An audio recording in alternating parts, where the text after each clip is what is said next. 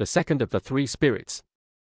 Awaking in the middle of a prodigiously tough snore, and sitting up in bed to get his thoughts together, Scrooge had no occasion to be told that the bell was again upon the stroke of 1. He felt that he was restored to consciousness in the right nick of time, for the especial purpose of holding a conference with the second messenger dispatched to him through Jacob Marley's intervention. But finding that he turned uncomfortably cold when he began to wonder which of his curtains this new spectre would draw back, he put them every one aside with his own hands, and lying down again, established a sharp lookout all round the bed. For he wished to challenge the spirit on the moment of its appearance, and did not wish to be taken by surprise, and made nervous. Gentlemen of the free and easy sort, who plumed themselves on being acquainted with a move or two, and being usually equal to the time of day, express the wide range of their capacity for adventure by observing that they are good for anything from pitch and toss to manslaughter, between which opposite extremes, no doubt, there lies a tolerably wide and comprehensive range of subjects. Without venturing for Scrooge quite as hardily as this, I don't mind calling on you to believe that he was ready for a good broad field of strange appearances, and that nothing between a baby and rhinoceros would have astonished him very much. Now, being prepared for almost anything, he was not by any means prepared for nothing, and, consequently, when the bell struck 1, and no shape appeared, he was taken with a violent fit of trembling. 5 minutes, 10 minutes, a quarter of an hour went by, yet nothing came. All this time, he lay upon his bed, the very core and centre of a blaze of ruddy light, which streamed upon it when the clock proclaimed the hour, and which, being only light, was more alarming than a dozen ghosts, as he was powerless to make out what it meant, or would be at, and was sometimes apprehensive that he might be at that very moment an interesting case of spontaneous combustion, without having the consolation of knowing it. At last, however, he began to think, as you or I would have thought at first, for it is always the person not in the predicament who knows what ought to have been done in it, and would unquestionably have done it too. At last, I say, he began to think that the source and secret of this ghostly light might be in the adjoining room, from whence, on further tracing it, it seemed to shine. This idea taking full possession of his mind, he got up softly and shuffled in his slippers to the door.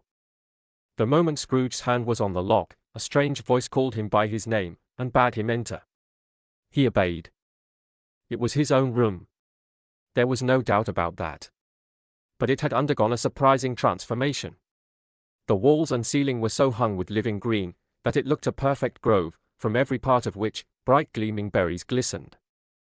The crisp leaves of holly, mistletoe, and ivy reflected back the light, as if so many little mirrors had been scattered there, and such a mighty blaze went roaring up the chimney, as that dull petrification of a hearth had never known in Scrooge's time, or Marley's, or for many and many a winter season gone. Heaped up on the floor, to form a kind of throne, were turkeys, geese, game, poultry, brawn, great joints of meat, sucking pigs, long wreaths of sausages, mince pies, plum puddings, barrels of oysters, red-hot chestnuts, cherry-cheeked apples, juicy oranges, luscious pears, immense twelfth cakes, and seething bowls of punch, that made the chamber dim with their delicious steam. In easy state upon this couch, there sat a jolly giant, glorious to see, who bore a glowing torch, in shape not unlike Plenty's horn, and held it up, high up, to shed its light on Scrooge, as he came peeping round the door. "Come in," exclaimed the ghost. "Come in, and know me better, man." Scrooge entered timidly, and hung his head before this spirit. He was not the dogged Scrooge he had been, and though the spirit's eyes were clear and kind, he did not like to meet them. "I am the ghost of Christmas present," said the spirit. "Look upon me." Scrooge reverently did so. It was clothed in one simple green robe, or mantle, bordered with white fur. This garment hung so loosely on the figure, that its capacious breast was bare, as if disdaining to be warded or concealed by any artifice. Its feet, observable beneath the ample folds of the garment, were also bare, and on its head it wore no other covering than a holly wreath, set here and there with shining icicles. Its dark brown curls were long and free as its genial face, its sparkling eye, its open hand, its cheery voice, its unconstrained demeanor, and its joyful air. Girded round its middle was an antique scabbard, but no sword was in it, and the ancient sheath was eaten up with rust. "You have never seen the like of me before," exclaimed the spirit. "Never," Scrooge made answer to it. "Have never walked forth with the younger members of my family, meaning, for I am very young, my elder brothers born in these later years," pursued the phantom. "I don't think I have," said Scrooge. "I am afraid I have not." Have you had many brothers, Spirit? More than 1800, said the ghost. A tremendous family to provide for, muttered Scrooge. The ghost of Christmas present rose. Spirit, said Scrooge submissively, conduct me where you will. I went forth last night on compulsion, and I learnt a lesson which is working now. Tonight, if you have aught to teach me, let me profit by it. Touch my robe. Scrooge did as he was told, and held it fast. Holly, mistletoe, red berries, ivy, turkeys, geese, game, poultry, brawn, meat, pigs, sausages, oysters, pies, puddings, fruit, and punch, all vanished instantly. So did the room, the fire, the ruddy glow, the hour of night, and they stood in the city streets on Christmas morning, where, for the weather was severe, the people made a rough, but brisk and not unpleasant kind of music, in scraping the snow from the pavement in front of their dwellings, and from the tops of their houses. Whence it was mad delight to the boys to see it come plumping down into the road below, and splitting into artificial little snowstorms. The house fronts looked black enough, and the windows blacker, contrasting with the smooth white sheet of snow upon the roofs, and with the dirtier snow upon the ground, which last deposit had been ploughed up in deep furrows by the heavy wheels of carts and wagons. Furrows that crossed and recrossed each other hundreds of times, where the great streets branched off, and made intricate channels, hard to trace in the thick yellow mud and icy water. The sky was gloomy, and the shortest streets were choked up with a dingy mist, half thawed, half frozen, whose heavier particles descended in a shower of sooty atoms, as if all the chimneys in Great Britain had, by one consent, caught fire, and were blazing away to their dear hearts' content. There was nothing very cheerful in the climate or the town, and yet was there an air of cheerfulness abroad that the clearest summer air and brightest summer sun might have endeavored to diffuse in vain. For, the people who were shoveling away on the housetops were jovial and full of glee, calling out to one another from the parapets, and now and then exchanging a facetious snowball, better-natured missile far than many a wordy jest, laughing heartily if it went right and not less heartily if it went wrong. The poulterers' shops were still half open, and the fruiterers were radiant in their glory. There were great, round, pot-bellied baskets of chestnuts, shaped like the waistcoats of jolly old gentlemen, lolling at the doors, and tumbling out into the street in their apoplectic opulence. There were ruddy, brown-faced, broad-girthed Spanish onions, shining in the fatness of their growth like Spanish friars, and winking from their shelves in wanton slyness at the girls as they went by, and glanced demurely at the hung-up mistletoe. There were pears and apples, clustered high in blooming pyramids. There were bunches of grapes, made, in the shopkeeper's benevolence, to dangle from conspicuous hooks, that people's mouths might water gratis as they passed. There were piles of filberts, mossy and brown, recalling, in their fragrance, ancient walks among the woods, and pleasant shufflings ankle-deep through withered leaves. There were Norfolk biffins, squat and swarthy, setting off the yellow of the oranges and lemons, and, in the great compactness of their juicy persons, urgently entreating and beseeching to be carried home in paper bags and eaten after dinner. The very gold and silver fish, set forth among these choice fruits in a bowl, though members of a dull and stagnant-blooded race, appeared to know that there was something going on, and, to a fish, went gasping round and round their little world in slow and passionless excitement. The grocers. Oh, the grocers!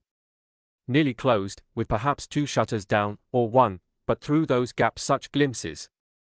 It was not alone that the scales descending on the counter made a merry sound, or that the twine and roller parted company so briskly, or that the canisters were rattled up and down like juggling tricks, or even that the blended scents of tea and coffee were so grateful to the nose, or even that the raisins were so plentiful and rare, the almonds so extremely white, the sticks of cinnamon so long and straight, the other spices so delicious, the candied fruit so caked and spotted with molten sugar as to make the coldest lookers-on feel faint and subsequently bilious.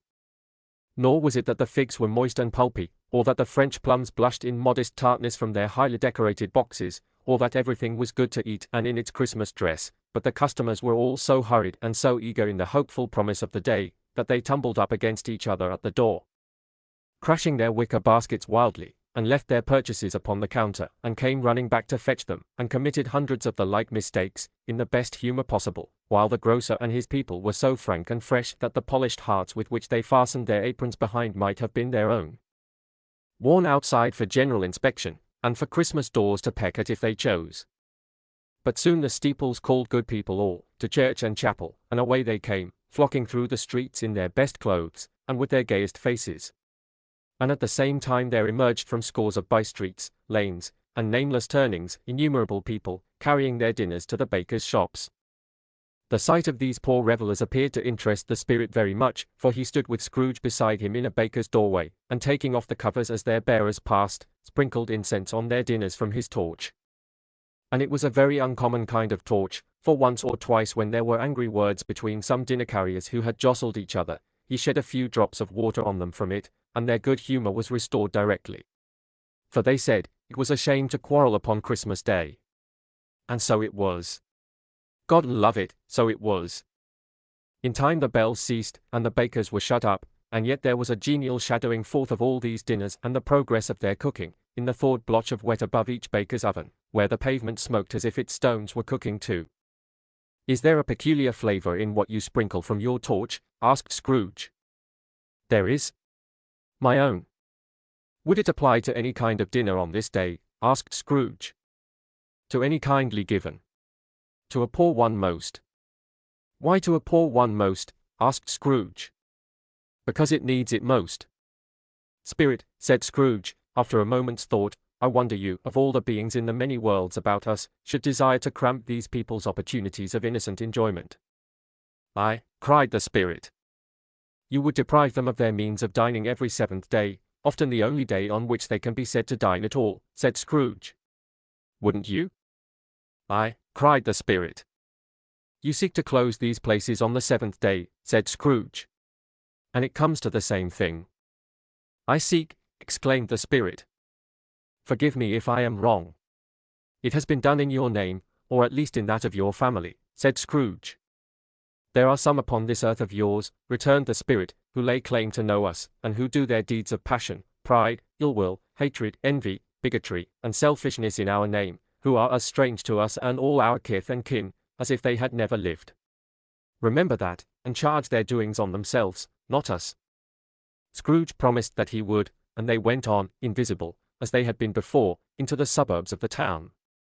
It was a remarkable quality of the ghost, which Scrooge had observed at the baker's, that notwithstanding his gigantic size, he could accommodate himself to any place with ease. And that he stood beneath a low roof quite as gracefully and like a supernatural creature, as it was possible he could have done in any lofty hall. And perhaps it was the pleasure the good spirit had in showing off this power of his, or else it was his own kind, generous, hearty nature, and his sympathy with all poor men, that led him straight to Scrooge's clerks, for there he went, and took Scrooge with him, holding to his robe, and on the threshold of the door the spirit smiled, and stopped to bless Bob Cratchit's dwelling with the sprinkling of his torch. Think of that! Bob had but 15 bob a week himself. He pocketed on Saturdays but 15 copies of his Christian name, and yet the ghost of Christmas present blessed his four-roomed house. Then up rose Mrs. Cratchit, Cratchit's wife, dressed out but poorly in a twice-turned gown, but brave in ribbons, which are cheap and make a goodly show for sixpence, and she laid the cloth, assisted by Belinda Cratchit, second of her daughters, also brave in ribbons, while Master Peter Cratchit plunged a fork into the saucepan of potatoes, and getting the corners of his monstrous shirt collar, Bob's private property, conferred upon his son and heir in honour of the day, into his mouth, rejoiced to find himself so gallantly attired, and yearned to show his linen in the fashionable parks. And now two smaller Cratchits, boy and girl, came tearing in, screaming that outside the baker's they had smelt the goose, and known it for their own, and basking in luxurious thoughts of sage and onion, these young Cratchits danced about the table, and exalted Master Peter Cratchit to the skies, while he, not proud, although his collars nearly choked him, blew the fire, until the slow potatoes bubbling up, knocked loudly at the saucepan lid to be let out and peeled. "What has ever got your precious father then?" said Mrs. Cratchit. "And your brother, Tiny Tim? And Martha warn't he as late last Christmas Day by half an hour?" "Here's Martha, mother," said a girl, appearing as she spoke. "Here's Martha, mother," cried the two young Cratchits. "Hurrah! There's such a goose, Martha." "Why, bless your heart alive, my dear, how late you are," said Mrs. Cratchit, kissing her a dozen times, and taking off her shawl and bonnet for her with officious zeal. "We'd a deal of work to finish up last night," replied the girl, "and had to clear away this morning, mother."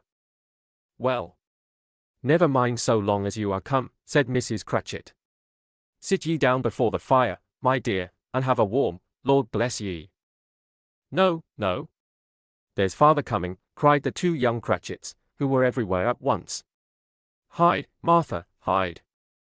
So Martha hid herself, and in came little Bob, the father, with at least 3 feet of comforter exclusive of the fringe, hanging down before him, and his threadbare clothes darned up and brushed, to look seasonable, and Tiny Tim upon his shoulder. Alas for Tiny Tim, he bore a little crutch, and had his limbs supported by an iron frame. "Why, where's our Martha?" cried Bob Cratchit, looking round. "Not coming," said Mrs. Cratchit.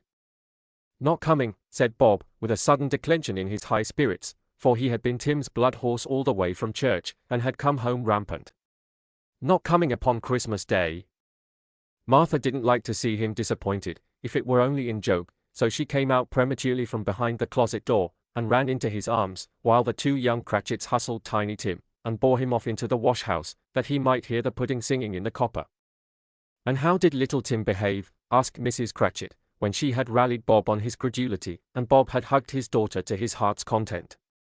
"As good as gold," said Bob, "and better. Somehow he gets thoughtful, sitting by himself so much, and thinks the strangest things you ever heard. He told me, coming home, that he hoped the people saw him in the church, because he was a cripple, and it might be pleasant to them to remember upon Christmas Day, who made lame beggars walk, and blind men see." Bob's voice was tremulous when he told them this, and trembled more when he said that Tiny Tim was growing strong and hearty. His active little crutch was heard upon the floor, and back came Tiny Tim before another word was spoken, escorted by his brother and sister to his stool before the fire, and while Bob, turning up his cuffs, as if, poor fellow, they were capable of being made more shabby, compounded some hot mixture in a jug with gin and lemons, and stirred it round and put it on the hob to simmer, Master Peter and the 2 ubiquitous young Cratchits went to fetch the goose, with which they soon returned in high procession. Such a bustle ensued that you might have thought a goose the rarest of all birds, a feathered phenomenon, to which a black swan was a matter of course, and in truth it was something very like it in that house. Mrs. Cratchit made the gravy, ready beforehand in a little saucepan, hissing hot. Master Peter mashed the potatoes with incredible vigor, Miss Belinda sweetened up the apple sauce, Martha dusted the hot plates, Bob took Tiny Tim beside him in a tiny corner at the table, the 2 young Cratchits set chairs for everybody, not forgetting themselves, and mounting guard upon their posts, crammed spoons into their mouths, lest they should shriek for goose before their turn came to be helped. At last the dishes were set on, and grace was said. It was succeeded by a breathless pause, as Mrs. Cratchit, looking slowly all along the carving knife, prepared to plunge it in the breast, but when she did, and when the long-expected gush of stuffing issued forth, one murmur of delight arose all round the board, and even Tiny Tim, excited by the 2 young Cratchits, beat on the table with the handle of his knife, and feebly cried hurrah. There never was such a goose. Bob said he didn't believe there ever was such a goose cooked. Its tenderness and flavor, size and cheapness, were the themes of universal admiration. Eked out by applesauce and mashed potatoes, it was a sufficient dinner for the whole family. Indeed, as Mrs. Cratchit said with great delight, surveying one small atom of a bone upon the dish, they hadn't ate it all at last. Yet every one had had enough, and the youngest Cratchits in particular, were steeped in sage and onion to the eyebrows. But now, the plates being changed by Miss Belinda, Mrs. Cratchit left the room alone, too nervous to bear witnesses, to take the pudding up and bring it in. Suppose it should not be done enough? Suppose it should break in turning out? Suppose somebody should have got over the wall of the backyard, and stolen it, while they were merry with the goose, a supposition at which the 2 young Cratchits became livid. All sorts of horrors were supposed. Hullo! A great deal of steam. The pudding was out of the copper. A smell like a washing day. That was the cloth. A smell like an eating house and a pastry cook's next door to each other, with a laundress's next door to that. That was the pudding. In half a minute Mrs. Cratchit entered, flushed, but smiling proudly, with the pudding, like a speckled cannonball, so hard and firm, blazing in half a quartern of ignited brandy, and bedight with Christmas holly stuck into the top. "Oh, a wonderful pudding," Bob Cratchit said, and calmly too, that he regarded it as the greatest success achieved by Mrs. Cratchit since their marriage. Mrs. Cratchit said that now the weight was off her mind, she would confess she had had her doubts about the quantity of flour. Everybody had something to say about it, but nobody said or thought it was at all a small pudding for a large family. It would have been flat heresy to do so. Any Cratchit would have blushed to hint at such a thing. At last the dinner was all done, the cloth was cleared, the hearth swept, and the fire made up. The compound in the jug being tasted, and considered perfect, apples and oranges were put upon the table, and a shovelful of chestnuts on the fire. Then all the Cratchit family drew round the hearth, in what Bob Cratchit called a circle, meaning half a one, and at Bob Cratchit's elbow stood the family display of glass. 2 tumblers, and a custard cup without a handle. These held the hot stuff from the jug, however, as well as golden goblets would have done, and Bob served it out with beaming looks, while the chestnuts on the fire sputtered and cracked noisily. Then Bob proposed, "A Merry Christmas to us all, my dears." "God bless us," which all the family re-echoed. "God bless us everyone," said Tiny Tim, the last of all. He sat very close to his father's side upon his little stool.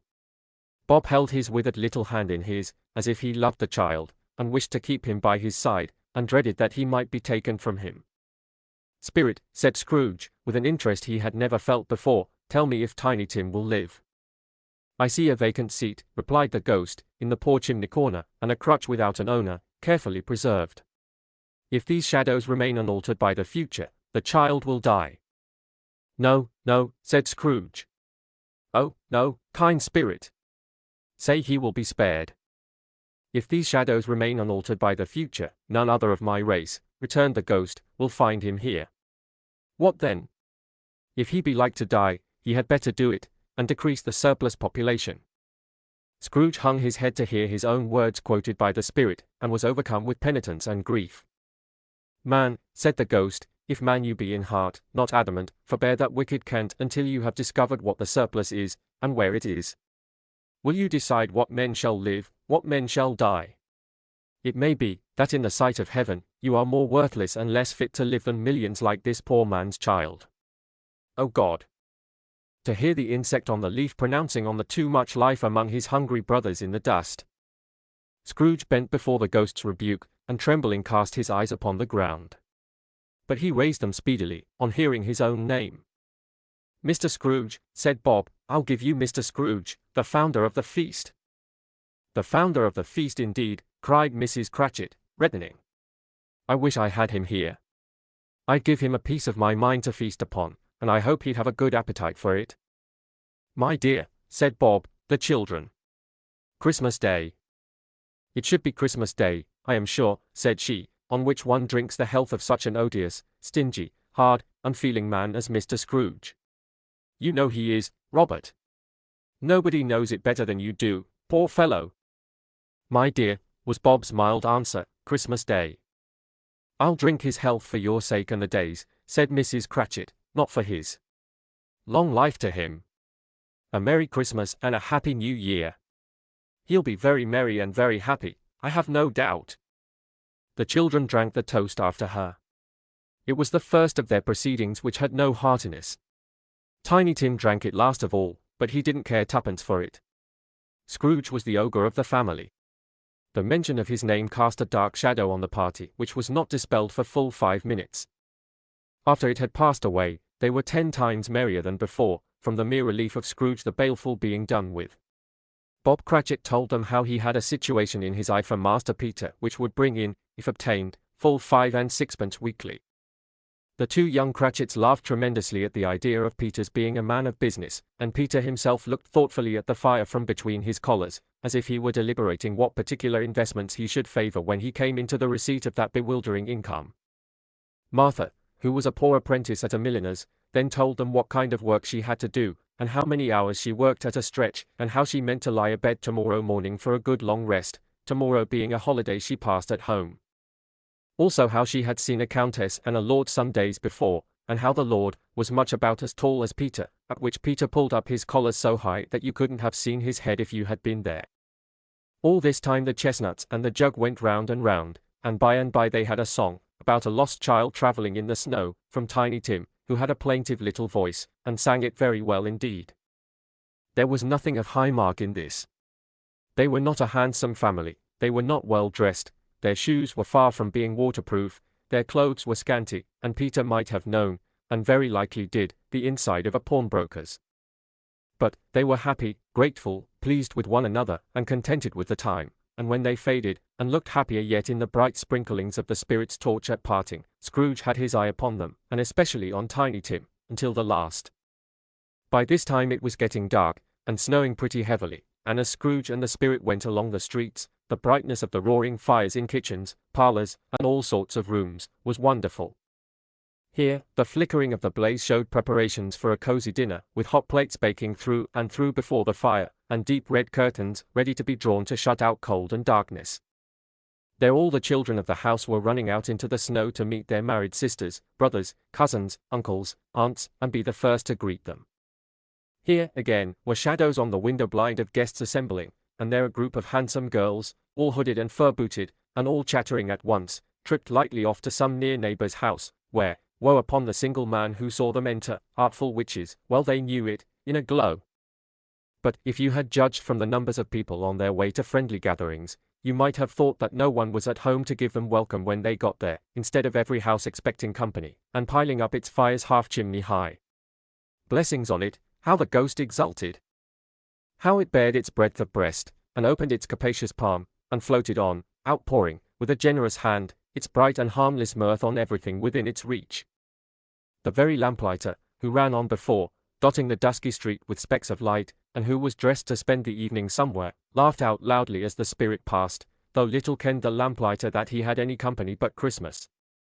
And now, without a word of warning from the ghost, they stood upon a bleak and desert moor, where monstrous masses of rude stone were cast about, as though it were the burial place of giants, and water spread itself wheresoever it listed, or would have done so, but for the frost that held it prisoner, and nothing grew but moss and furze, and coarse rank grass. Down in the west the setting sun had left a streak of fiery red, which glared upon the desolation for an instant, like a sullen eye, and frowning lower, lower, lower yet, was lost in the thick gloom of darkest night. "What place is this?" asked Scrooge. "A place where miners live, who labor in the bowels of the earth," returned the spirit. "But they know me. See!" A light shone from the window of a hut, and swiftly they advanced towards it. Passing through the wall of mud and stone, they found a cheerful company assembled round a glowing fire. An old man and woman, with their children and their children's children, and another generation beyond that, all decked out gaily in their holiday attire. The old man, in a voice that seldom rose above the howling of the wind upon the barren waste, was singing them a Christmas song. It had been a very old song when he was a boy, and from time to time they all joined in the chorus. So surely as they raised their voices, the old man got quite blithe and loud, and so surely as they stopped, his vigor sank again. The spirit did not tarry here, but bade Scrooge hold his robe, and passing on above the moor, sped, whither? Not to sea? To sea. To Scrooge's horror, looking back, he saw the last of the land, a frightful range of rocks, behind them, and his ears were deafened by the thundering of water, as it rolled and roared, and raged among the dreadful caverns it had worn, and fiercely tried to undermine the earth. Built upon a dismal reef of sunken rocks, some league or so from shore, on which the waters chafed and dashed, the wild year through, there stood a solitary lighthouse.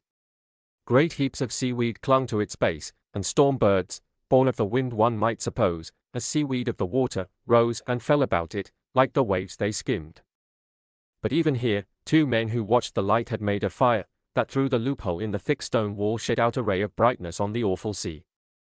Joining their horny hands over the rough table at which they sat, they wished each other Merry Christmas in their can of grog, and one of them, the elder, too, with his face all damaged and scarred with hard weather, as the figurehead of an old ship might be, struck up a sturdy song that was like a gale in itself. Again the ghost sped on, above the black and heaving sea, on, until, being far away, as he told Scrooge, from any shore, they lighted on a ship. They stood beside the helmsman at the wheel, the lookout in the bow, the officers who had the watch, dark, ghostly figures in their several stations, but every man among them hummed a Christmas tune, or had a Christmas thought, or spoke below his breath to his companion of some bygone Christmas day, with homeward hopes belonging to it. And every man on board, waking or sleeping, good or bad, had had a kinder word for another on that day than on any day in the year, and had shared to some extent in its festivities, and had remembered those he cared for at a distance, and had known that they delighted to remember him. It was a great surprise to Scrooge, while listening to the moaning of the wind, and thinking what a solemn thing it was to move on through the lonely darkness over an unknown abyss, whose depths were secrets as profound as death. It was a great surprise to Scrooge, while thus engaged, to hear a hearty laugh. It was a much greater surprise to Scrooge to recognize it as his own nephew's and to find himself in a bright, dry, gleaming room, with the Spirit standing smiling by his side, and looking at that same nephew with approving affability. "Ha, ha," laughed Scrooge's nephew. "Ha, ha, ha. If you should happen, by any unlikely chance, to know a man more blessed in a laugh than Scrooge's nephew, all I can say is, I should like to know him too. Introduce him to me, and I'll cultivate his acquaintance. It is a fair, even-handed, noble adjustment of things, that while there is infection in disease and sorrow, there is nothing in the world so irresistibly contagious as laughter and good humor." When Scrooge's nephew laughed in this way, holding his sides, rolling his head, and twisting his face into the most extravagant contortions, Scrooge's niece, by marriage, laughed as heartily as he. And their assembled friends, being not a bit behindhand, roared out lustily. "Ha, ha. Ha, ha, ha, ha. He said that Christmas was a humbug, as I live," cried Scrooge's nephew. "He believed it too." "More shame for him, Fred," said Scrooge's niece, indignantly. "Bless those women, they never do anything by halves. They are always in earnest." She was very pretty, exceedingly pretty. With a dimpled, surprised-looking, capital face, a ripe little mouth that seemed made to be kissed, as no doubt it was, all kinds of good little dots about her chin, that melted into one another when she laughed, and the sunniest pair of eyes you ever saw in any little creature's head. Altogether she was what you would have called provoking, you know, but satisfactory, too. Oh, perfectly satisfactory. "He's a comical old fellow," said Scrooge's nephew, "that's the truth, and not so pleasant as he might be. However, his offences carry their own punishment, and I have nothing to say against him." "I'm sure he is very rich, Fred," hinted Scrooge's niece. "At least you always tell me so." "What of that, my dear?" said Scrooge's nephew. "His wealth is of no use to him. He don't do any good with it. He don't make himself comfortable with it. He hasn't the satisfaction of thinking, ha, ha, ha, that he is ever going to benefit us with it." "I have no patience with him," observed Scrooge's niece. Scrooge's niece's sisters, and all the other ladies, expressed the same opinion. "Oh, I have," said Scrooge's nephew. "I am sorry for him, I couldn't be angry with him if I tried. Who suffers by his ill whims? Himself, always. Here, he takes it into his head to dislike us, and he won't come and dine with us. What's the consequence? He don't lose much of a dinner." "Indeed, I think he loses a very good dinner," interrupted Scrooge's niece. Everybody else said the same, and they must be allowed to have been competent judges, because they had just had dinner, and, with the dessert upon the table, were clustered round the fire, by lamplight. "Well, I'm very glad to hear it," said Scrooge's nephew, "because I haven't great faith in these young housekeepers. What do you say, Topper?" Topper had clearly got his eye upon one of Scrooge's niece's sisters, for he answered that a bachelor was a wretched outcast, who had no right to express an opinion on the subject.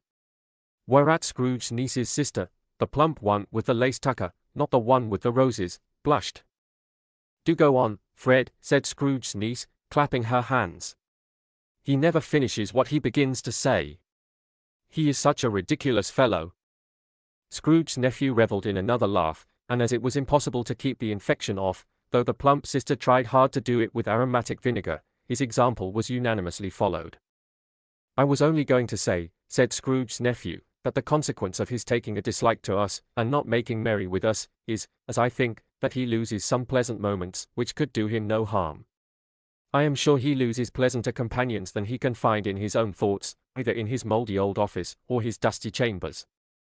I mean to give him the same chance every year, whether he likes it or not, for I pity him. He may rail at Christmas till he dies, but he can't help thinking better of it. I defy him, if he finds me going there, in good temper, year after year, and saying, 'Uncle Scrooge, how are you?' If it only puts him in the vein to leave his poor clerk £50, that's something, and I think I shook him yesterday." It was their turn to laugh now at the notion of his shaking Scrooge. But being thoroughly good-natured, and not much caring what they laughed at, so that they laughed at any rate, he encouraged them in their merriment, and passed the bottle joyously. After tea, they had some music. For they were a musical family, and knew what they were about, when they sung a glee or catch, I can assure you, especially Topper, who could growl away in the bass like a good one, and never swell the large veins in his forehead, or get red in the face over it. Scrooge's niece played well upon the harp, and played among other tunes a simple little air, a mere nothing. You might learn to whistle it in 2 minutes, which had been familiar to the child who fetched Scrooge from the boarding school, as he had been reminded by the ghost of Christmas past.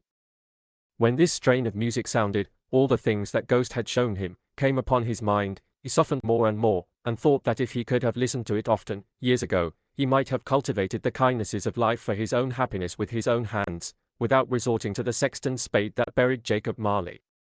But they didn't devote the whole evening to music. After a while they played at forfeits, for it is good to be children sometimes, and never better than at Christmas, when its mighty founder was a child himself. Stop! There was first a game at blind man's buff. Of course there was. And I no more believe Topper was really blind than I believe he had eyes in his boots. My opinion is, that it was a done thing between him and Scrooge's nephew, and that the ghost of Christmas present knew it. The way he went after that plump sister in the lace tucker was an outrage on the credulity of human nature. Knocking down the fire irons, tumbling over the chairs, bumping against the piano, smothering himself among the curtains, wherever she went, there went he. He always knew where the plump sister was. He wouldn't catch anybody else. If you had fallen up against him, as some of them did, on purpose, he would have made a feint of endeavoring to seize you, which would have been an affront to your understanding, and would instantly have sidled off in the direction of the plump sister. She often cried out that it wasn't fair, and it really was not. But when at last, he caught her, when, in spite of all her silken rustlings, and her rapid flutterings past him, he got her into a corner whence there was no escape, then his conduct was the most execrable. For his pretending not to know her, his pretending that it was necessary to touch her headdress, and further to assure himself of her identity by pressing a certain ring upon her finger, and a certain chain about her neck, was vile, monstrous. No doubt she told him her opinion of it, when, another blind man being in office, they were so very confidential together, behind the curtains. Scrooge's niece was not one of the blind man's buff party, but was made comfortable with a large chair and a footstool, in a snug corner, where the ghost and Scrooge were close behind her. But she joined in the forfeits, and loved her love to admiration with all the letters of the alphabet. Likewise at the game of how, when, and where, she was very great, and to the secret joy of Scrooge's nephew, beat her sisters hollow, though they were sharp girls too, as Topper could have told you. There might have been 20 people there, young and old, but they all played, and so did Scrooge, for wholly forgetting in the interest he had in what was going on, that his voice made no sound in their ears, he sometimes came out with his guess quite loud, and very often guessed quite right, too, for the sharpest needle, best Whitechapel. Warranted not to cut in the eye, was not sharper than Scrooge, blunt as he took it in his head to be. The ghost was greatly pleased to find him in this mood, and looked upon him with such favour, that he begged like a boy to be allowed to stay until the guests departed. But this the spirit said could not be done. Here is a new game, said Scrooge. 1/2 hour, spirit, only one. It was a game called Yes and No, where Scrooge's nephew had to think of something, and the rest must find out what, he only answering to their questions yes or no, as the case was. The brisk fire of questioning to which he was exposed, elicited from him that he was thinking of an animal, a live animal, rather a disagreeable animal, a savage animal, an animal that growled and grunted sometimes, and talked sometimes, and lived in London, and walked about the streets, and wasn't made a show of, and wasn't led by anybody, and didn't live in a menagerie, and was never killed in a market, and was not a horse, or an ass, or a cow, or a bull, or a tiger, or a dog, or a pig, or a cat, or a bear. At every fresh question that was put to him, this nephew burst into a fresh roar of laughter, and was so inexpressibly tickled, that he was obliged to get up off the sofa and stamp. At last the plump sister, falling into a similar state, cried out, "I have found it out. I know what it is, Fred. I know what it is." "What is it?" cried Fred. "It's your Uncle Scrooge." Which it certainly was. Admiration was the universal sentiment, though some objected that the reply to, "Is it a bear?" ought to have been, "Yes," inasmuch as an answer in the negative was sufficient to have diverted their thoughts from Mr. Scrooge, supposing they had ever had any tendency that way. "He has given us plenty of merriment, I am sure," said Fred, "and it would be ungrateful not to drink his health. Here is a glass of mulled wine ready to our hand at the moment, and I say, Uncle Scrooge." "Well, Uncle Scrooge," they cried. "A Merry Christmas and a Happy New Year to the old man," "Whatever he is," said Scrooge's nephew. "He wouldn't take it from me, but may he have it, nevertheless." Uncle Scrooge. Uncle Scrooge had imperceptibly become so gay and light of heart that he would have pledged the unconscious company in return, and thanked them in an inaudible speech, if the ghost had given him time. But the whole scene passed off in the breath of the last word spoken by his nephew, and he and the spirit were again upon their travels. Much they saw, and far they went, and many homes they visited, but always with a happy end. The spirit stood beside sick beds, and they were cheerful, on foreign lands, and they were close at home, by struggling men, and they were patient in their greater hope, by poverty, and it was rich.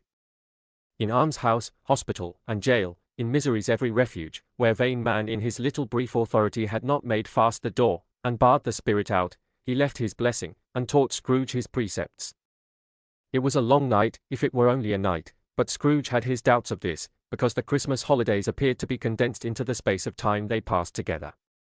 It was strange, too, that while Scrooge remained unaltered in his outward form, the ghost grew older, clearly older. Scrooge had observed this change, but never spoke of it until they left a children's 12th night party, when, looking at the spirit as they stood together in an open place, he noticed that its hair was grey. "Are spirits' lives so short?" asked Scrooge. "My life upon this globe is very brief," replied the ghost. "It ends tonight."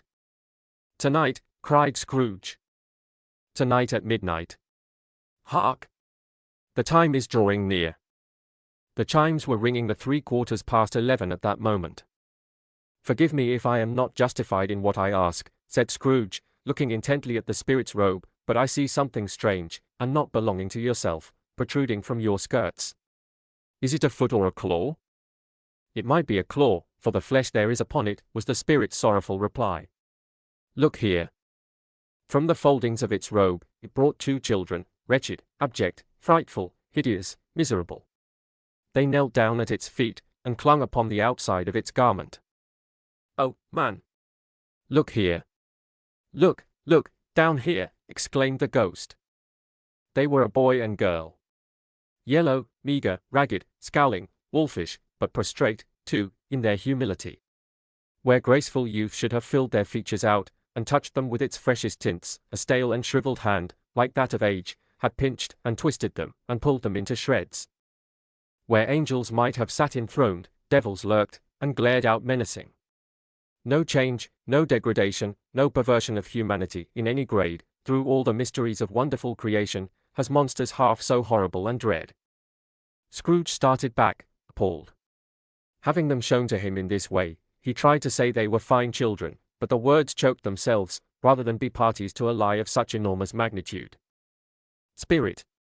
Are they yours?" Scrooge could say no more. "They are man's," said the spirit, looking down upon them. "And they cling to me, appealing from their fathers. This boy is ignorance. This girl is want. Beware them both, and all of their degree, but most of all beware this boy, for on his brow I see that written which is doom, unless the writing be erased. Deny it," cried the spirit, stretching out its hand towards the city. "Slander those who tell it ye. Admit it for your factious purposes, and make it worse. And bide the end." "Have they no refuge or resource?" cried Scrooge. "Are there no prisons?" said the spirit, turning on him for the last time with his own words. "Are there no workhouses?" The bell struck 12. Scrooge looked about him for the ghost, and saw it not. As the last stroke ceased to vibrate, he remembered the prediction of old Jacob Marley, and lifting up his eyes, beheld a solemn phantom, draped and hooded, coming, like a mist along the ground, towards him. The last of the spirits. The phantom slowly, gravely, silently, approached. When it came near him, Scrooge bent down upon his knee, for in the very air through which this spirit moved it seemed to scatter gloom and mystery. It was shrouded in a deep black garment which concealed its head, its face, its form, and left nothing of it visible save one outstretched hand. But for this it would have been difficult to detach its figure from the night, and separate it from the darkness by which it was surrounded. He felt that it was tall and stately when it came beside him, and that its mysterious presence filled him with a solemn dread. He knew no more, for the spirit neither spoke nor moved. "I am in the presence of the ghost of Christmas yet to come," said Scrooge. The spirit answered not, but pointed onward with its hand. You are about to show me shadows of the things that have not happened, but will happen in the time before us, Scrooge pursued. Is that so, spirit? The upper portion of the garment was contracted for an instant in its folds, as if the spirit had inclined its head. That was the only answer he received. Although well used to ghostly company by this time, Scrooge feared the silent shape so much that his legs trembled beneath him, and he found that he could hardly stand when he prepared to follow it. The spirit paused a moment, as observing his condition, and giving him time to recover. But Scrooge was all the worse for this. It thrilled him with a vague uncertain horror, to know that behind the dusky shroud, there were ghostly eyes intently fixed upon him, while he, though he stretched his own to the utmost, could see nothing but a spectral hand and one great heap of black. Ghost of the future, he exclaimed, I fear you more than any spectre I have seen. But as I know your purpose is to do me good, and as I hope to live to be another man from what I was, I am prepared to bear you company, and do it with a thankful heart. Will you not speak to me? It gave him no reply. The hand was pointed straight before them. Lead on, said Scrooge. Lead on. The night is waning fast, and it is precious time to me, I know. Lead on, spirit. The phantom moved away as it had come towards him. Scrooge followed in the shadow of its dress, which bore him up, he thought, and carried him along. They scarcely seemed to enter the city, for the city rather seemed to spring up about them, and encompass them of its own act. But there they were, in the heart of it, on 'change, amongst the merchants, who hurried up and down, and chinked the money in their pockets, and conversed in groups, and looked at their watches, and trifled thoughtfully with their great gold seals, and so forth, as Scrooge had seen them often. The spirit stopped beside one little knot of business men. Observing that the hand was pointed to them, Scrooge advanced to listen to their talk. No, said a great fat man with a monstrous chin, I don't know much about it, either way. I only know he's dead. When did he die? Inquired another. Last night, I believe. Why, what was the matter with him? Asked a third, taking a vast quantity of snuff out of a very large snuff box. I thought he'd never die.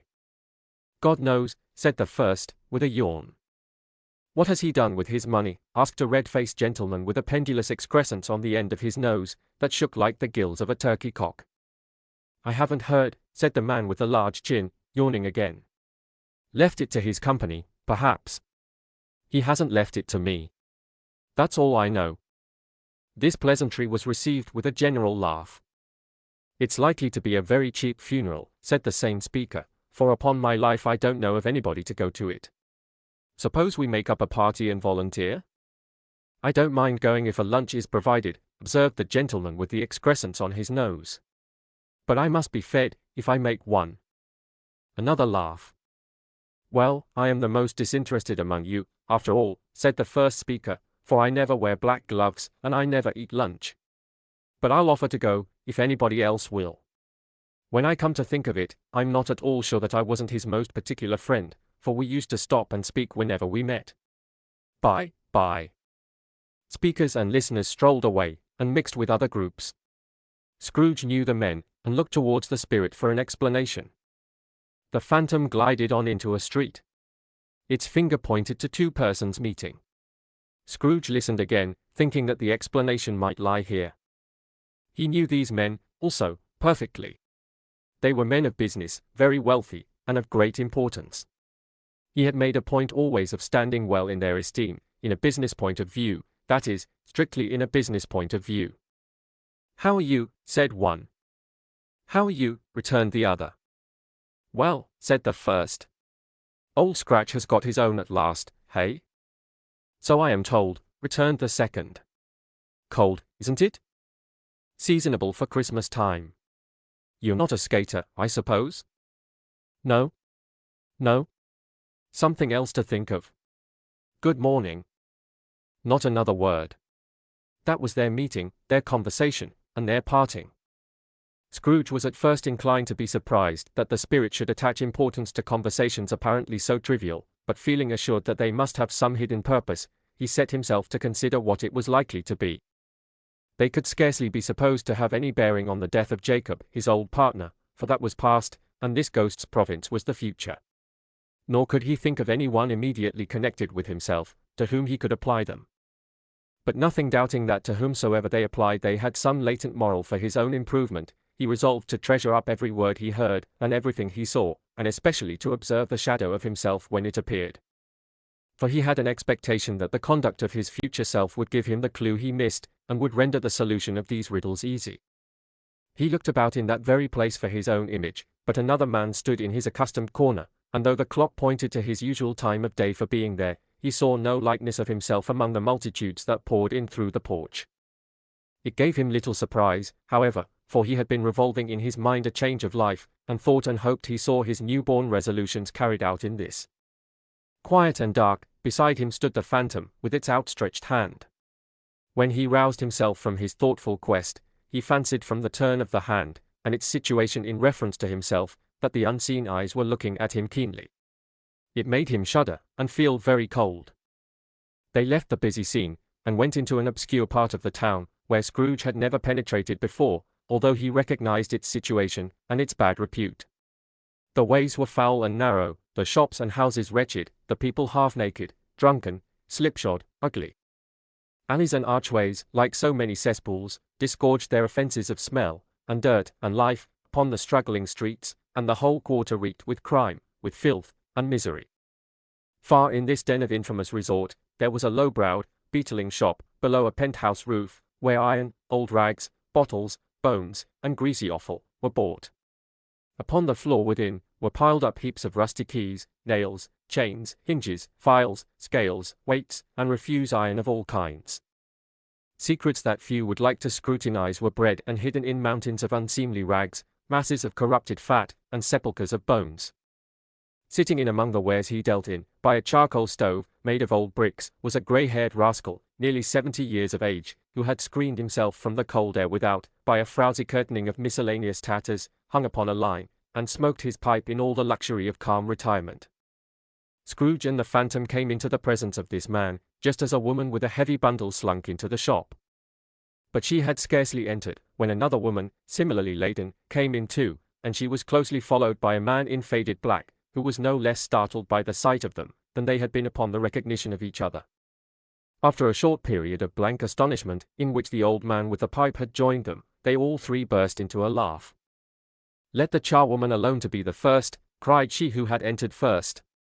"Let the laundress alone to be the second, and let the undertaker's man alone to be the third. Look here, old Joe, here's a chance. If we haven't all three met here without meaning it." "You couldn't have met in a better place," said old Joe, removing his pipe from his mouth. "Come into the parlor.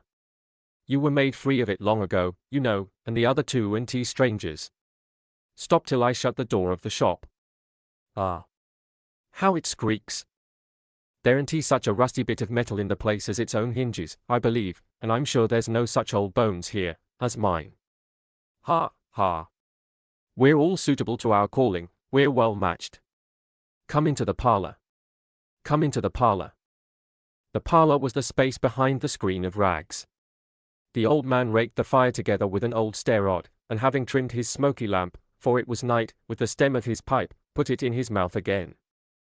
While he did this, the woman who had already spoken threw her bundle on the floor, and sat down in a flaunting manner on a stool, crossing her elbows on her knees, and looking with a bold defiance at the other two. "What odds then?" "What odds, Mrs. Dilber?" said the woman. "Every person has a right to take care of themselves. He always did." "That's true, indeed," said the laundress. "No man more so." "Why then, don't stand staring as if you was afraid, woman, who's the wiser? We're not going to pick holes in each other's coats, I suppose?" "No, indeed," said Mrs. Dilber and the man together. "We should hope not." "Very well, then," cried the woman. "That's enough. Who's the worse for the loss of a few things like these? Not a dead man, I suppose?" "No, indeed," said Mrs. Dilber, laughing. "If he wanted to keep them after he was dead, a wicked old screw," pursued the woman, "why wasn't he natural in his lifetime? If he had been, he'd have had somebody to look after him when he was struck with death, instead of lying gasping out his last there, alone by himself." "It's the truest word that ever was spoke," said Mrs. Dilber. "It's a judgment on him." "I wish it was a little heavier judgment," replied the woman, "and it should have been, you may depend upon it, if I could have laid my hands on anything else.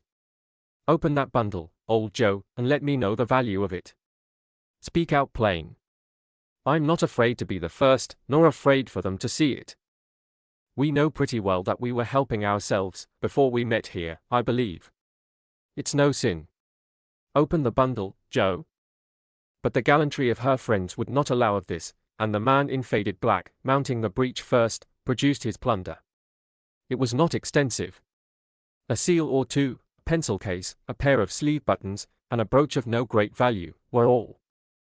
They were severally examined and appraised by old Joe, who chalked the sums he was disposed to give for each, upon the wall, and added them up into a total when he found there was nothing more to come.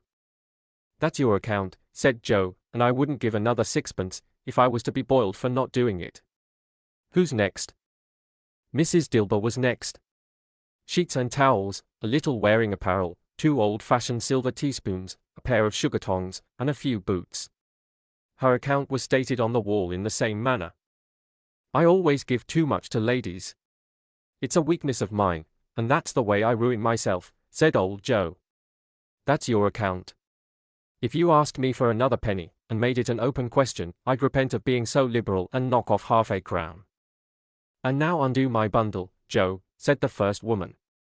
Joe went down on his knees for the greater convenience of opening it, and having unfastened a great many knots, dragged out a large and heavy roll of some dark stuff. What do you call this? Said Joe. Bed curtains. Ah, returned the woman, laughing and leaning forward on her crossed arms. Bed curtains? You don't mean to say you took them down, rings and all, with him lying there, said Joe. Yes, I do, replied the woman. Why not? You were born to make your fortune, said Joe, and you'll certainly do it. I certainly shan't hold my hand, when I can get anything in it by reaching it out, for the sake of such a man as he was, I promise you, Joe, returned the woman coolly. Don't drop that all upon the blankets, now. His blankets? Asked Joe. Whose else's do you think? Replied the woman. He isn't likely to take cold without them, I dare say. I hope he didn't die of anything catching? Eh? Said old Joe, stopping in his work, and looking up. Don't you be afraid of that, returned the woman. Ain't he so fond of his company that I'd loiter about him for such things, if he did? Ah. You may look through that shirt till your eyes ache, but you won't find a hole in it, nor a threadbare place. It's the best he had, and a fine one too. They'd have wasted it, if it hadn't been for me. What do you call wasting of it? Asked old Joe. Putting it on him to be buried in, to be sure, replied the woman with a laugh. Somebody was fool enough to do it, but I took it off again. If calico and tea good enough for such a purpose, it isn't good enough for anything. It's quite as becoming to the body. He can't look uglier than he did in that one. Scrooge listened to this dialogue in horror. As they sat grouped about their spoil, in the scanty light afforded by the old man's lamp, he viewed them with a detestation and disgust which could hardly have been greater, though they had been obscene demons, marketing the corpse itself. Ha, ha, laughed the same woman, when old Joe, producing a flannel bag with money in it, told out their several gains upon the ground. This is the end of it, you see. He frightened every one away from him when he was alive, to profit us when he was dead. Ha, ha, ha. Spirit, said Scrooge, shuddering from head to foot. I see, I see. The case of this unhappy man might be my own. My life tends that way, now. Merciful heaven, what is this? He recoiled in terror, for the scene had changed, and now he almost touched a bed, a bare, uncurtained bed, on which, beneath a ragged sheet, there lay a something covered up, which, though it was dumb, announced itself in awful language. The room was very dark, too dark to be observed with any accuracy, though Scrooge glanced round it in obedience to a secret impulse, anxious to know what kind of room it was. A pale light, rising in the outer air, fell straight upon the bed, and on it, plundered and bereft, unwatched, unwept, uncared for, was the body of this man. Scrooge glanced towards the phantom. Its steady hand was pointed to the head. The cover was so carelessly adjusted that the slightest raising of it, the motion of a finger upon Scrooge's part, would have disclosed the face. He thought of it, felt how easy it would be to do, and longed to do it, but had no more power to withdraw the veil than to dismiss the spectre at his side. O cold, cold, rigid, dreadful death, set up thine altar here, and dress it with such terrors as thou hast at thy command, for this is thy dominion. But of the loved, revered, and honoured head, thou canst not turn one hair to thy dread purposes, or make one feature odious. It is not that the hand is heavy and will fall down when released, it is not that the heart and pulse are still, but that the hand was open, generous, and true, the heart brave, warm, and tender, and the pulse a man's. Strike, shadow, strike! And see his good deeds springing from the wound, to sow the world with life immortal. No voice pronounced these words in Scrooge's ears, and yet he heard them when he looked upon the bed. He thought, if this man could be raised up now, what would be his foremost thoughts? Avarice, hard dealing, griping cares? They have brought him to a rich end, truly. He lay, in the dark empty house, with not a man, a woman, or a child, to say that he was kind to me in this or that, and for the memory of one kind word I will be kind to him. A cat was tearing at the door, and there was a sound of gnawing rats beneath the hearthstone. What they wanted in the room of death, and why they were so restless and disturbed, Scrooge did not dare to think. Spirit, he said, this is a fearful place. In leaving it, I shall not leave its lesson, trust me. Let us go. Still the ghost pointed with an unmoved finger to the head. I understand you, Scrooge returned, and I would do it, if I could. But I have not the power, Spirit. I have not the power. Again it seemed to look upon him. If there is any person in the town who feels emotion caused by this man's death, said Scrooge quite agonized, show that person to me, Spirit, I beseech you.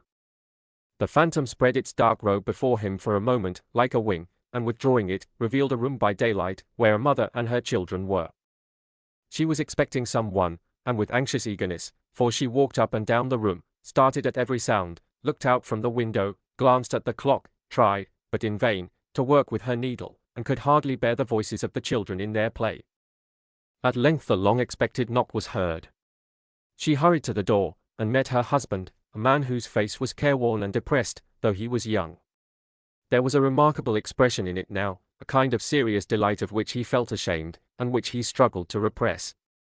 He sat down to the dinner that had been hoarding for him by the fire, and when she asked him faintly what news, which was not until after a long silence, he appeared embarrassed how to answer. Is it good, she said, or bad? To help him. Bad, he answered. We are quite ruined. No? There is hope yet, Caroline. If he relents, she said, amazed, there is? Nothing is past hope, if such a miracle has happened. He is past relenting, said her husband. He is dead. She was a mild and patient creature if her face spoke truth, but she was thankful in her soul to hear it, and she said so, with clasped hands. She prayed forgiveness the next moment, and was sorry, but the first was the emotion of her heart. What the half-drunken woman whom I told you of last night, said to me, when I tried to see him and obtain a week's delay, and what I thought was a mere excuse to avoid me, turns out to have been quite true. He was not only very ill, but dying, then. To whom will our debt be transferred? I don't know. But before that time we shall be ready with the money, and even though we were not, it would be a bad fortune indeed to find so merciless a creditor in his successor. We may sleep tonight with light hearts, Caroline. Yes. Soften it as they would, their hearts were lighter. The children's faces, hushed and clustered round to hear what they so little understood, were brighter, and it was a happier house for this man's death. The only emotion that the ghost could show him, caused by the event, was one of pleasure. Let me see some tenderness connected with the death, said Scrooge, or that dark chamber, Spirit, which we left just now, will be forever present to me. The ghost conducted him through several streets familiar to his feet, and as they went along, Scrooge looked here and there to find himself, but nowhere was he to be seen. They entered poor Bob Cratchit's house, the dwelling he had visited before, and found the mother and the children seated round the fire. Quiet. Very quiet. The noisy little Cratchits were as still as statues in one corner, and sat looking up at Peter, who had a book before him. The mother and her daughters were engaged in sewing. But surely they were very quiet. And he took a child, and set him in the midst of them. Where had Scrooge heard those words? He had not dreamed them. The boy must have read them out, as he and the Spirit crossed the threshold. Why did he not go on? The mother laid her work upon the table, and put her hand up to her face. The color hurts my eyes, she said. The color? Ah, poor Tiny Tim. They are better now again, said Cratchit's wife. It makes them weak by candlelight, and I wouldn't show weak eyes to your father when he comes home, for the world. It must be near his time. Past it rather, Peter answered, shutting up his book. But I think he has walked a little slower than he used, these few last evenings, mother. They were very quiet again. At last she said, and in a steady, cheerful voice, that only faltered once. I have known him walk with Tiny Tim upon his shoulder, very fast indeed. And so have I, cried Peter. Often. And so have I, exclaimed another. So had all. But he was very light to carry, she resumed, intent upon her work, and his father loved him so, that it was no trouble, no trouble. And there is your father at the door.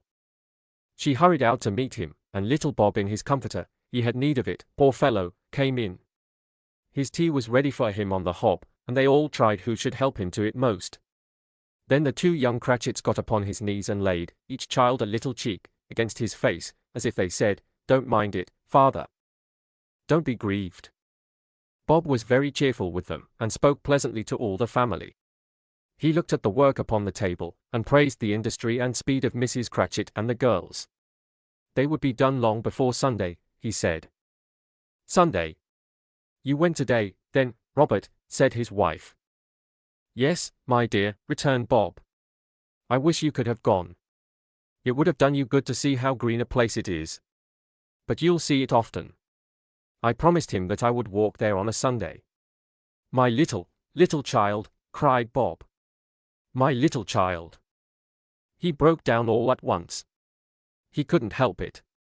If he could have helped it, he and his child would have been farther apart perhaps than they were. He left the room and went upstairs into the room above, which was lighted cheerfully and hung with Christmas. There was a chair set close beside the child, and there were signs of some one having been there lately. Poor Bob sat down in it, and when he had thought a little and composed himself, he kissed the little face. He was reconciled to what had happened, and went down again quite happy. They drew about the fire, and talked, the girls and mother working still. Bob told them of the extraordinary kindness of Mr. Scrooge's nephew, whom he had scarcely seen but once, and who, meeting him in the street that day, and seeing that he looked a little, just a little down, you know, said Bob, inquired what had happened to distress him. On which, said Bob, for he is the pleasantest spoken gentleman you ever heard, I told him. I am heartily sorry for it, Mr. Cratchit, he said, and heartily sorry for your good wife. By the by, how he ever knew that, I don't know. Knew what, my dear? Why, that you were a good wife, replied Bob. Everybody knows that, said Peter. Very well observed, my boy, cried Bob. I hope they do. Heartily sorry, he said, for your good wife.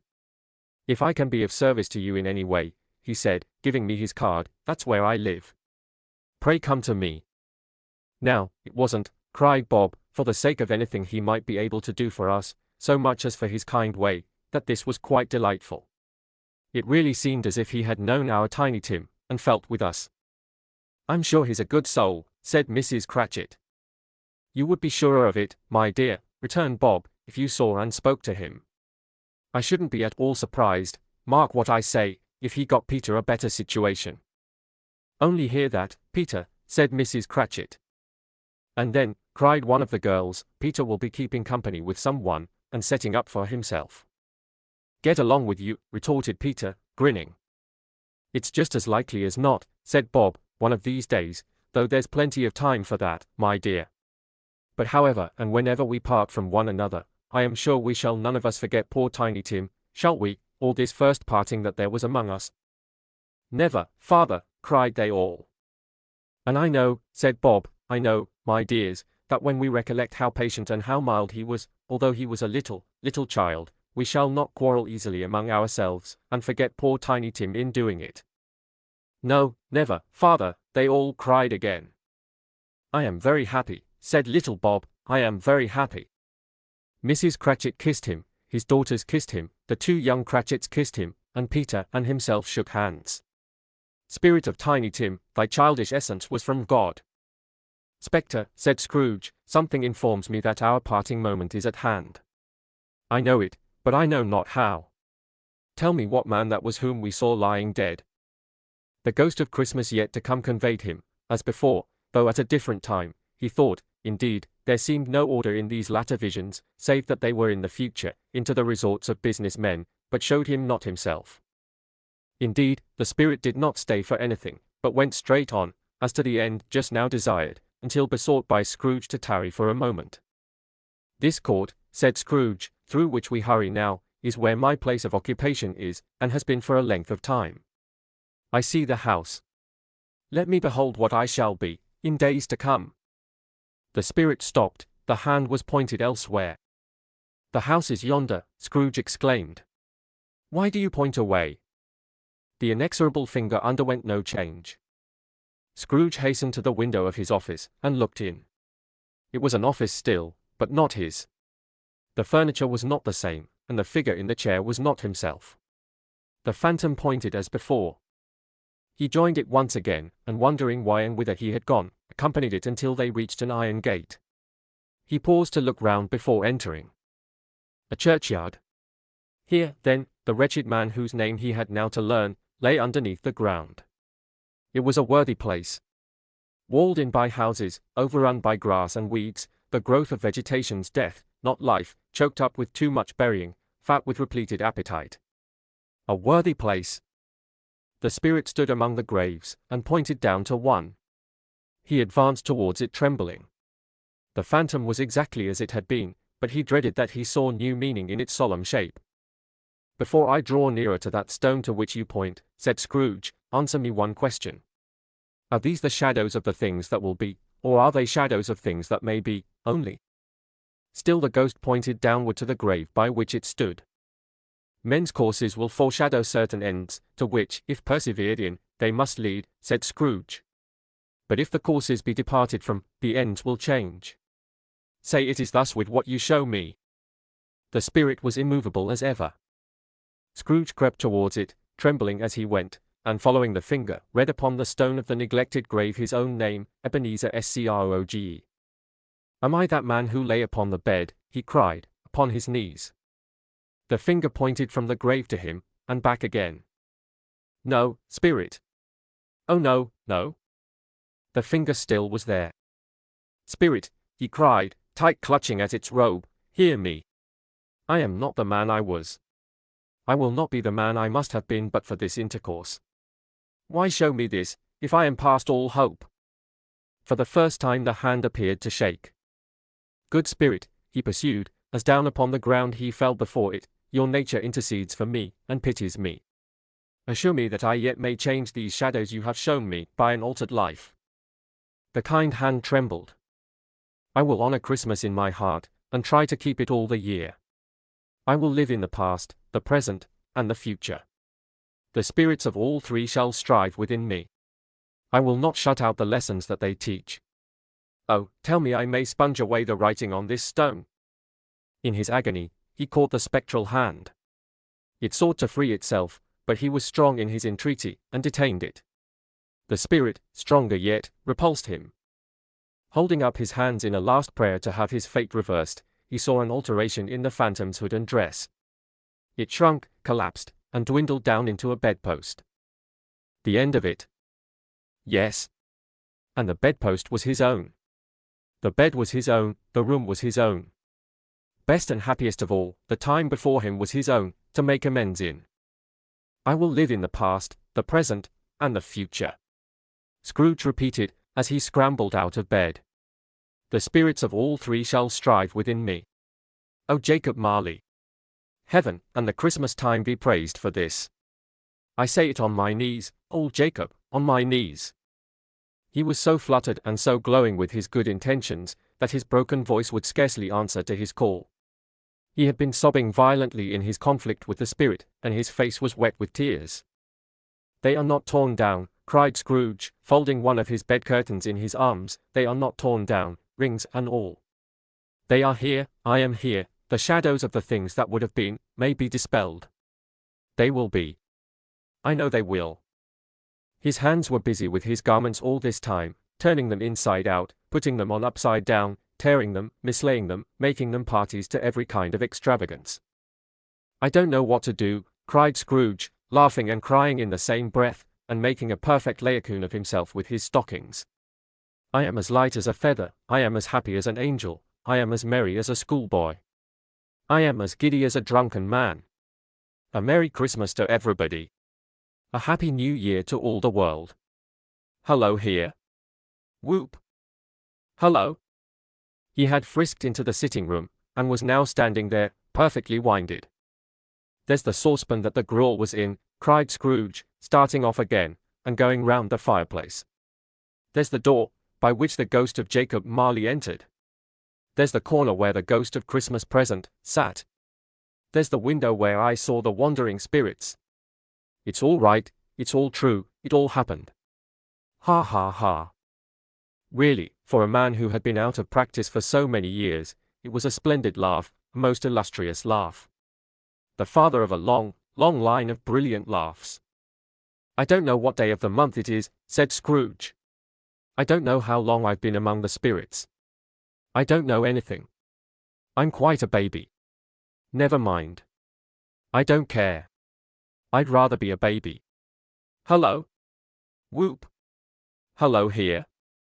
He was checked in his transports by the churches ringing out the lustiest peals he had ever heard. Clash, clang, hammer, ding, dong, bell. Bell, dong, ding, hammer, clang, clash. Oh, glorious, glorious. Running to the window, he opened it, and put out his head.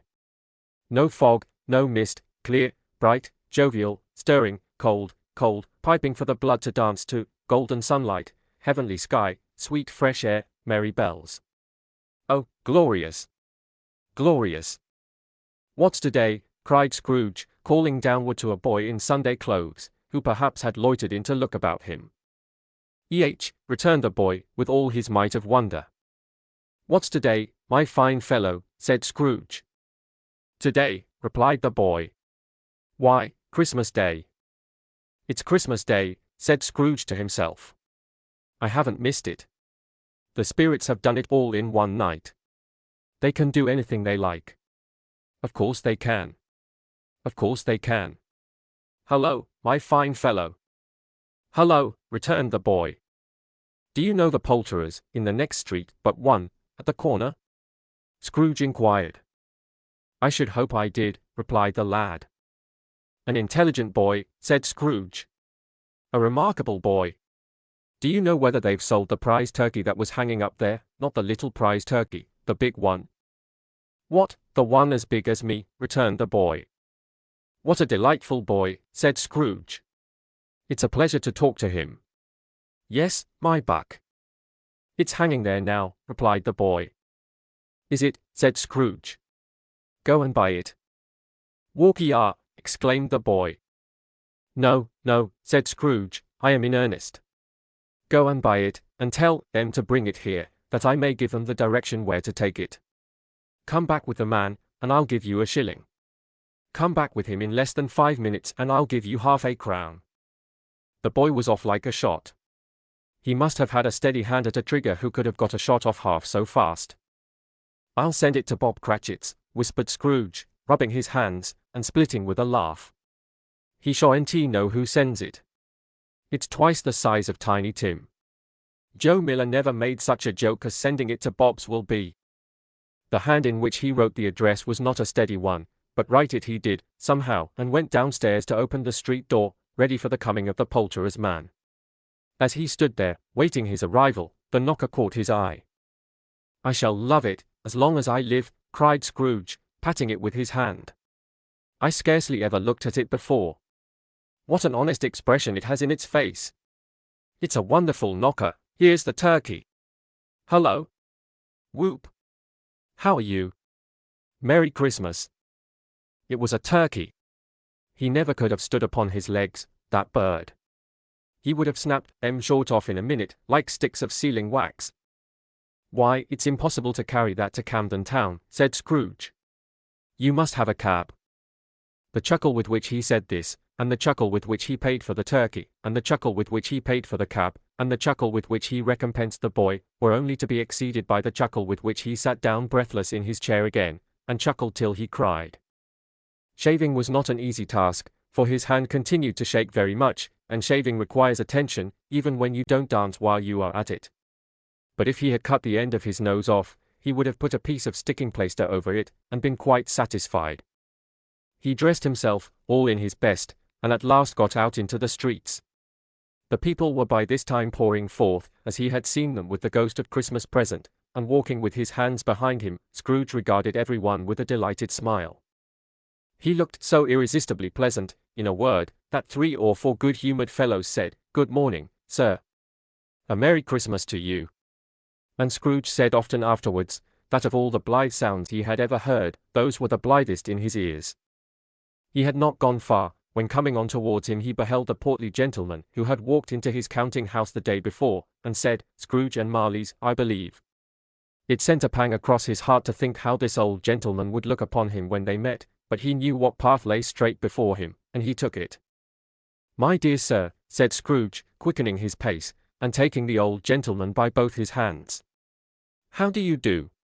I hope you succeeded yesterday. It was very kind of you. A Merry Christmas to you, sir." "Mr. Scrooge?" "Yes," said Scrooge. "That is my name, and I fear it may not be pleasant to you. Allow me to ask your pardon. And will you have the goodness," here Scrooge whispered in his ear. "Lord bless me," cried the gentleman, as if his breath were taken away. "My dear Mr. Scrooge, you serious?" "If you please," said Scrooge. "Not a farthing less. A great many back payments are included in it, I assure you. Will you do me that favor?" "My dear sir," said the other, shaking hands with him. "I don't know what to say to such munify." "Don't say anything, please," retorted Scrooge. "Come and see me." "Will you come and see me?" "I will," cried the old gentleman. And it was clear he meant to do it. "Thank ye," said Scrooge. "I am much obliged to you. I thank you 50 times. Bless you." He went to church, and walked about the streets, and watched the people hurrying to and fro, and patted children on the head, and questioned beggars, and looked down into the kitchens of houses, and up to the windows, and found that everything could yield him pleasure. He had never dreamed that any walk, that anything, could give him so much happiness. In the afternoon he turned his steps towards his nephew's house. He passed the door a dozen times, before he had the courage to go up and knock. But he made a dash, and did it. "Is your master at home, my dear?" said Scrooge to the girl. "Nice girl." "Very." "Yes, sir." "Where is he, my love?" said Scrooge. "He's in the dining room, sir, along with mistress. I'll show you upstairs, if you please." "Thank ye." "He knows me," said Scrooge, with his hand already on the dining room lock. "I'll go in here, my dear." He turned it gently, and sidled his face in, round the door. They were looking at the table, which was spread out in great array, for these young housekeepers are always nervous on such points, and like to see that everything is right. "Fred," said Scrooge. Dear heart alive, how his niece by marriage started! Scrooge had forgotten, for the moment, about her sitting in the corner with the footstool, or he wouldn't have done it, on any account. "Why, bless my soul," cried Fred, "who's that?" "It's I. Your Uncle Scrooge. I have come to dinner. Will you let me in, Fred?" "Let him in. It is a mercy he didn't shake his arm off. He was at home in 5 minutes. Nothing could be heartier. His niece looked just the same. So did Topper when he came. So did the plump sister when she came. So did every one when they came. Wonderful party, wonderful games, wonderful unanimity, wonderful happiness. But he was early at the office next morning. Oh, he was early there. If he could only be there first, and catch Bob Cratchit coming late. That was the thing he had set his heart upon. And he did it, yes, he did. The clock struck 9. No Bob. 1/4 past. No Bob. He was full 18 minutes and a half behind his time. Scrooge sat with his door wide open, that he might see him come into the tank. His hat was off, before he opened the door, his comforter too. He was on his stool in a jiffy, driving away with his pen, as if he were trying to overtake 9 o'clock. "Hello," growled Scrooge, in his accustomed voice, as near as he could feign it. "What do you mean by coming here at this time of day?" "I am very sorry, sir," said Bob. "I am behind my time." "You are?" repeated Scrooge. "Yes. I think you are. Step this way, sir, if you please." "It's only once a year, sir," pleaded Bob, appearing from the tank. "It shall not be repeated. I was making rather merry yesterday, sir." "Now, I'll tell you what, my friend," said Scrooge, "I am not going to stand this sort of thing any longer. And therefore," he continued, leaping from his stool, and giving Bob such a dig in the waistcoat that he staggered back into the tank again, "and therefore I am about to raise your salary." Bob trembled, and got a little nearer to the ruler. He had a momentary idea of knocking Scrooge down with it, holding him, and calling to the people in the court for help and a straight waistcoat. "A Merry Christmas, Bob," said Scrooge, with an earnestness that could not be mistaken, as he clapped him on the back. "A merrier Christmas, Bob, my good fellow, than I have given you, for many a year. I'll raise your salary, and endeavor to assist your struggling family, and we will discuss your affairs this very afternoon, over a Christmas bowl of smoking bishop, Bob. Make up the fires, and buy another coal scuttle before you dot another I, Bob Cratchit." Scrooge was better than his word. He did it all, and infinitely more, and to Tiny Tim, who did not die, he was a second father. He became as good a friend, as good a master, and as good a man, as the good old city knew, or any other good old city, town, or borough, in the good old world. Some people laughed to see the alteration in him, but he let them laugh, and little heeded them, for he was wise enough to know that nothing ever happened on this globe, for good, at which some people did not have their fill of laughter in the outset, and knowing that such as these would be blind anyway. He thought it quite as well that they should wrinkle up their eyes in grins, as have the malady in less attractive forms. His own heart laughed, and that was quite enough for him. He had no further intercourse with spirits, but lived upon the total abstinence principle ever afterwards, and it was always said of him, that he knew how to keep Christmas well, if any man alive possessed the knowledge. May that be truly said of us, and all of us. And so, as Tiny Tim observed, God bless us, every one.